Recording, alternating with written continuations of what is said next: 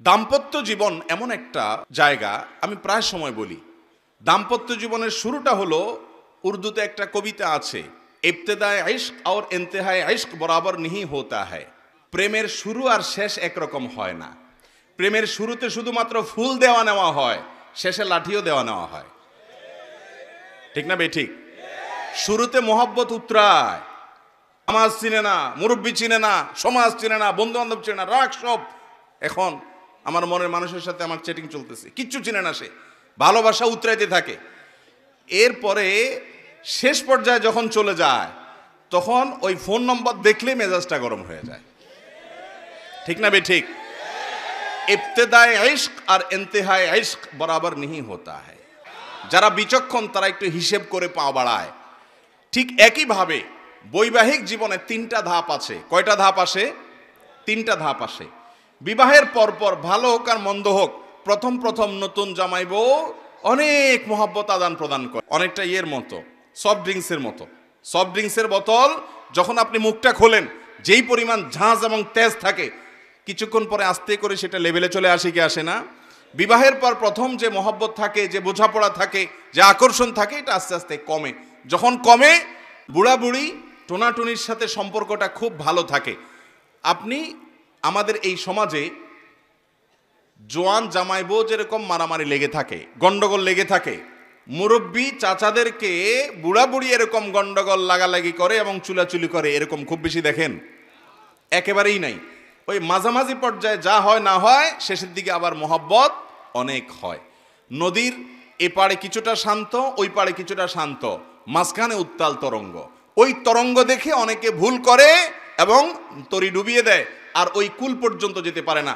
আর যে বিচক্ষণ, সে জানে যে এরকম চড়াই উতরাই হবে দাম্পত্য জীবনে, বোঝাপড়ার গরমিল হবে, গন্ডগোল ফাসাদ হবে, এগুলোর সব ওভারকাম করতে হবে। একটা সময় আমার শান্তি আসবে। বিশেষ করে মা বোনদের একটা সমস্যা হলো যে পরের ঘর করতে গিয়ে নানা রকম ঝামেলা তৈরি হয়। তখন তারা কি করে, না এসব আর করবো না, আমি চলে যাই। এভাবে যে বেশিরভাগ মেয়ে পরবর্তীতে আফসোস করতে হয়। আর এই কারণে দাম্পত্য জীবনের সুখের দ্বিতীয় মন্ত্র হলো সবর এবং শুকর। এই দুইটা অভ্যাসকে নিজের জীবনে আনতে হবে। যাদের মধ্যে সবর নেই, যাদের মধ্যে কৃতজ্ঞতা নেই, এরা কখনো দাম্পত্য জীবনে সুখী হতে পারে। দাম্পত্য জীবনের সুখের অন্যতম মূল মন্ত্র হলো সবর করা। কারণ দুই ফ্যামিলির দুইজন মানুষ একত্রে সংসার করবে, এক ছাদের নিচে থাকবে, জীবন কাটাবে, সব কিছু ব্যাটে বলে কিয়ামত পর্যন্ত কোনো দিনই হবে। আপনি আমি কে? নবী করিম সাল্লাল্লাহু আলাইহি সাল্লামের সাথে, তার স্ত্রীদের সাথে, উম্মুল মুমিনিনদের সাথে ছোটখাটো বিষয় নিয়ে মান অভিমান হয়েছে না হয় নাই? বহুত হয়েছে। এবং সে মান অভিমানটা আমাদের মতো না, তাদের মতো করে হয়েছে। কারণ স্বামী স্ত্রী একসাথে দাম্পত্য জীবনে যখন সময় কাটাবে, তাদের মধ্যে বোঝাপড়ার গরমিল হবে। এই সময়টাতে দরকার হয় সবর করা। মনে রাখবেন, ইবাদতের অনেক বড় একটা পার্ট হলো সবর এবং ধৈর্য। আল্লাহ কোরআনে বলেছেন, ইন্নামা ইউওয়াফাস সাবিরুন আজরাহুম বিগাইরি হিসাব। যাদের পুরস্কার আল্লাহ তাআলা কোনো হিসাব করে দিবেন না, তারা হলো যারা সবরকারী, ধৈর্যকারী তারা। অতএব দাম্পত্য জীবনে ধৈর্য থাকতে হবে। স্বামী অনেক উল্টাপাল্টা করবে, সবর করতে হবে। মনে করতে হবে এর চাইতে অমানুষও পৃথিবীতে আছে। আবার স্ত্রী অনেক উল্টাপাল্টা করবে, সেক্ষেত্রেও সবর করতে হবে। মনে করতে হবে যে এর চাইতে অমানুষ অনেক আছে, এবং নিজেকে সান্ত্বনা দিতে হবে। অনেক ক্ষেত্রে কৌশলী হইতে হবে। বিশেষ করে দাম্পত্য জীবনে কৌশল ছাড়া আপনি সুখী হতে পারবেন। মনের স্বামী হোক আর স্ত্রী হোক, ধৈর্য ধারণ করতে না পারলে কখনো শান্তি পাওয়া যায়। ধৈর্য ধারণ করতে হয়। নবী করিম সাল্লাল্লাহু আলাইহি সাল্লাম জীবনে অনেক ঘটনা ঘটেছে। এর আগে আমি একাধিকবার বিভিন্ন জায়গায় বলেছি। আয়েশা রাদিয়াল্লাহু তাআলা আনহা ঘরে ছিলেন, তিনি, তার নিয়ম ছিল যে স্ত্রীর ঘরে থাকতেন, রান্নাবাড়া তিনি করতেন। অন্য স্ত্রী এক বাটি খাবার দিয়ে একটা কাজের মেয়েকে পাঠাইছেন, খাদ্দামাকে, কৃতদাসীকে পাঠিয়েছেন এক বাটি খাবার দিয়ে, তরকারি দিয়ে ধরেন। তো ভালো বুড়া রান্না করেছেন, রসুলের জন্য পাঠাইছেন। আয়েশা রাদিয়াল্লাহু তাআলা আনহা দরজা খুলে দেখলেন যে কাজের মেয়ে তরকারি নিয়ে আসছে আরেক স্ত্রীর ঘর থেকে।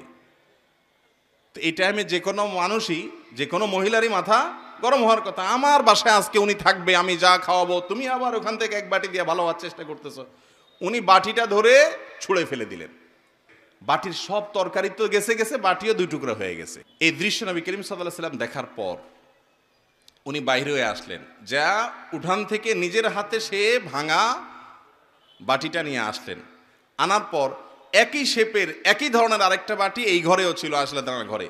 ওই খালি বাটিটা নিয়ে কাজের মেয়ের হাতে দিয়ে বললেন, এটা নিয়ে ওই বাসায় চলে যাও এবং খবরদার মুখে তালা, এখানে কি ঘটেছে এর কোনো কথা বলা যাবে না, শুধু বাটিটা সেখানে ফেরত দিবা। ওখানে বাটিটা ফেরত দিছি। যিনি পাঠিয়েছেন তিনি মনে করেছেন যে কি, যে তরকারি রেখে কত সুন্দর করে ধুয়ে সাফ করে আবার বাটিটি দিয়েছে, তিনি অনেক খুশি। এই হাদিস বর্ণনা করার পর কোন মুহাদ্দিস, কোন হাদিস বিশারদ, কোন হাদিসের শেষে এটুকু অতিরিক্ত বর্ণনা করতে পারেন নাই যে নবী করিম সাল্লাল্লাহু আলাইহি ওয়াসাল্লাম আয়েশা রাদিয়াল্লাহু আনহাকে ডেকে দুই চারটা ধমক দিয়েছেন। আপনি আমি যদি হইতাম এই জায়গায়, আর কিছু না হোক বোর্ড দিকে তাকায়া অন্তত বিরক্তির সুরে এটুকু তো বলতাম যে এটা কাজ করলা, তুমি বাটিটা ভেঙে ফেললা, তুমি তরকারি না নিতে বাটিটা ভেঙে ফেললা। নবী করিম সাল্লাল্লাহু আলাইহি ওয়াসাল্লাম একটি কথাও বলেছেন বলে কোনো বর্ণনায় পাওয়া যায় না। দাম্পত্য জীবনে শান্তি আসার জন্য স্ত্রীর অনেক কিছুকে হজম করা শিখতে হয় স্বামীর, আবার একইভাবে স্বামীর অনেক কিছুকে হজম করা শিখতে হয় কার? স্ত্রীর। আজ আমাদের সমাজ ব্যবস্থায় ভোগ ভোগ ভোগ, ত্যাগের কোনো নাম নিশানা নেই, যার কারণে সবর কেউ কাউকে প্রতি করতে রাজি না। দাম্পত্য জীবনের শান্তির জন্য এই সবর এবং শুকর যা আল্লাহ তাআলা দিয়েছেন সেটার উপরে শুকরিয়া আদায় করার মানসিকতা থাকতে হবে, না হলে কোনোদিনই আপনি শান্তি পাবেন না।